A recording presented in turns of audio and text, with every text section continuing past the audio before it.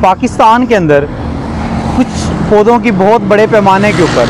Plantation की वजह से वो पौधे पाकिस्तान के माहौल के लिए बहुत ज़्यादा प्रॉब्लम्स क्रिएट कर रहे हैं। इसमें अगर हम सबसे पहले देखें तो वो कोनू का दरख्त है। इस दरख्त को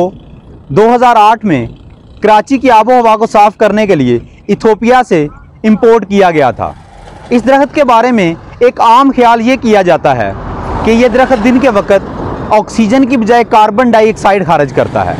लेकिन 2017 की एक रिपोर्ट के मुताबिक ये दरख्त भी दूसरे दरख्तों की ही तरह दिन के वक्त ऑक्सीजन ही खारिज करता है। इसके अलावा इसके कुछ ऐसे नुकसानात हैं जो कि हमारे माहौल के अलावा इंसानी ज़िंदगी के ऊपर भी असरअंदाज होते हैं। इसके अलावा ये पौधा इंसानों के लिए स्किन एलर्जी का बायस बनता है, और जिन महीनों में इस पौधे के अंदर पोलन जिस तरह जो कि इसके बीज होते हैं वो उगते हैं, उन महीनों में अस्थमा के मरीज़ उनकी तादाद में बहुत ज़्यादा इजाफा हो जाता है। इसके अलावा अगर हम इस पौधे की रूट्स को डिस्कस करें तो इस पौधे का एक नुकसान ये भी है कि इस पौधे की जो रूट्स हैं वो हॉरिजॉन्टली स्प्रेड होती हैं, जिसकी वजह से अगर आप इनको रोड्स के ऊपर लगाएंगे तो ये पौधा बहुत जल्दी रोड्स को तोड़ फोड़ का शिकार कर देगा, और इस तोड़ फोड़ की वजह से वहाँ पे उस इलाके की सड़कें टूट जाएंगी और वहाँ पे एक्सीडेंट होने के चांसेस भी बढ़ जाएंगे। अगर हम इस दरख्त की पानी जज़ब करने की सलाहियत को देखें तो ये एक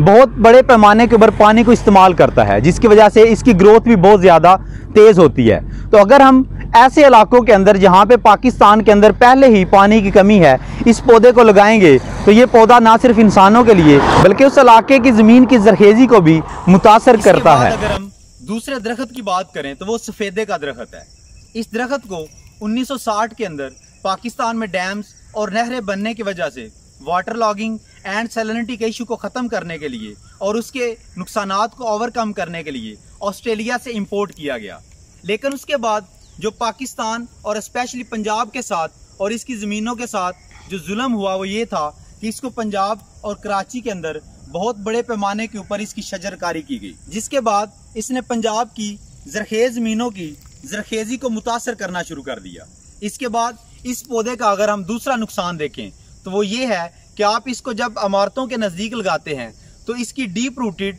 उस इमारत को नुकसान पहुंचाती है। इसके अलावा इस दरख्त की डीप रूटेड होने की वजह से ये ज़मीन के बहुत निचले हिस्से से पानी को खींचता है, जिसकी वजह से उस इलाके का वाटर लेवल जो है वो डाउन हो जाता है। अगर हम इस पौधे के इंसानी सेहत के ऊपर असरात को देखें तो इस पौधे के जो ऊपर पोलन लगते हैं उसकी वजह से इंसानों के अंदर पोलन एलर्जी का इशू जो है वो जन्म लेता है।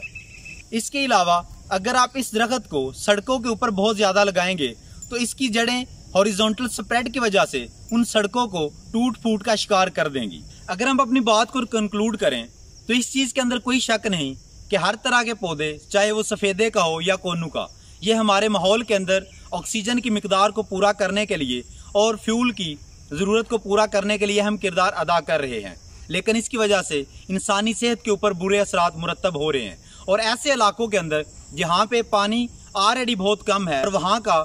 वाटर लेवल ऑलरेडी नीचे है, उन इलाकों के अंदर ऐसे पौधों की बड़े पैमाने पर प्लांटेशन करने की वजह से उन इलाकों के अंदर ना सिर्फ ज़मीन की जरखेज़ी मुतासर हो रही है बल्कि उस इलाके के अंदर लोगों के अंदर स्किन एलर्जी और अस्थमा जैसी बीमारियां भी जन्म ले रही हैं। तो इसलिए